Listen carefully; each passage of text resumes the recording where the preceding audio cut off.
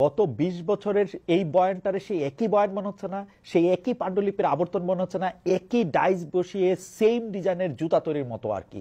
কবি কামরুজ্জামান কামুকে আবার এসব গল্পের বিরুদ্ধে, ক্রসফায়ারের বিরুদ্ধে কবিতা লিখতে হবে কি? কিন্তু এরকম তো হওয়ার কথা ছিল না। সবার আশা ছিল শান্তিতে নোবেলজয়ী যখন সরকারের প্রধান, তখন দেশে বাইরে দেশে বইবে শান্তির সুবাতাস।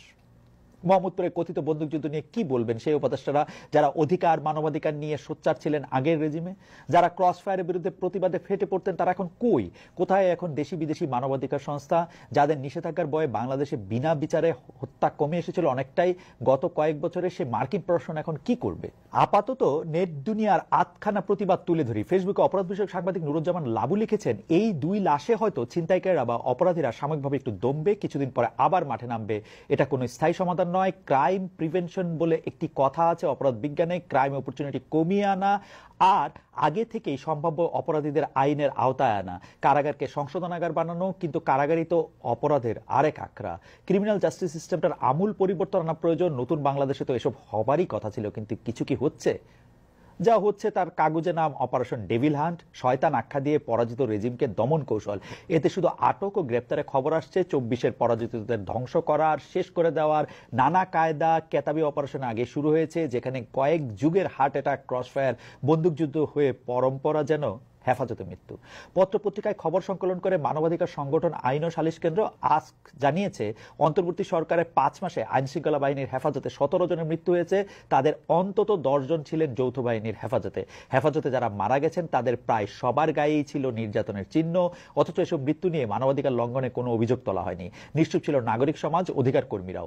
আওয়ামী লীগ, ছাত্রলীগ, যুবলীগ হলেই কাউকে বিনা বিচারে মেরে ফেলতে হবে এমন লাইসেন্স কি পেয়ে গেছেন বাকিরা? জুলাইয়ের যে চেতনার কথা বলা হচ্ছে, সেখানে এমন মৃত্যু কতটা জায়েজ? এমন প্রশ্ন তুলছি কারণ একমাত্র যুবদল নেতা তৌহিদুল ইসলামের মৃত্যু হেফাজতে হওয়ার পর এ নিয়ে তুমুল সমালোচনা শুরু হয়। সামরিক বেসামরিক সংস্থাগুলি দুঃখ প্রকাশ সহ যা যা দরকার তা সবই করেছে। তবে পরাজিতদের ধ্বংসের খেলায় শুধু প্রশাসন বাতাস দিচ্ছে তা নয়, কম যাচ্ছে না বিজয়ী রাজনৈতিক শক্তিরাও।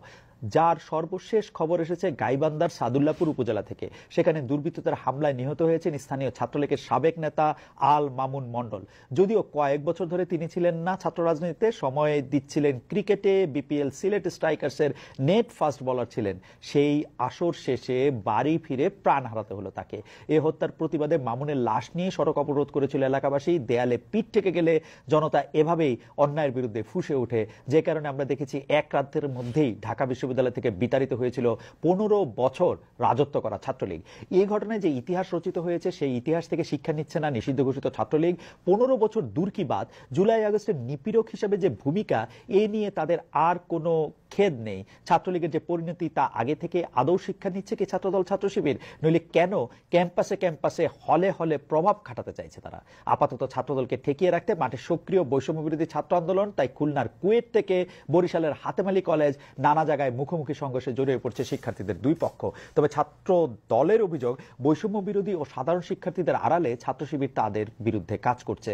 ১৫ বছর শিবিরের অনেকে ছাত্রলীগের লুঙ্গির তলে ছিল, এখন তারা নতুন বেশ নিয়েছে এমন অভিযোগ করছে ছাত্রদল। কিন্তু ছাত্রদলের পেশিকে শক্ত করতে কোথাও কোথাও স্থানীয় যুবদল, এদিক এমনকি এলাকার বিএনপি নেতাকর্মীরা পর্যন্ত যে এগিয়ে যাচ্ছেন কুয়েটের ঘটনায়, সেটা প্রমাণিত সত্য।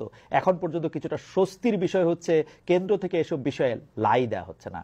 কুয়েট সংঘর্ষের পর বা সংঘর্ষের সময় ছাত্রদলের পক্ষে রামদা হাতে দাঁড়িয়ে থাকা যুবদল নেতাকে বহিষ্কার করেছে কেন্দ্রীয় যুবদল। তবে নিন্দুকেরা এক ধাপ এগিয়ে বলেছে, এসবই জাতীয় নির্বাচন হওয়ার আগ পর্যন্ত বিএনপির আইওয়াস।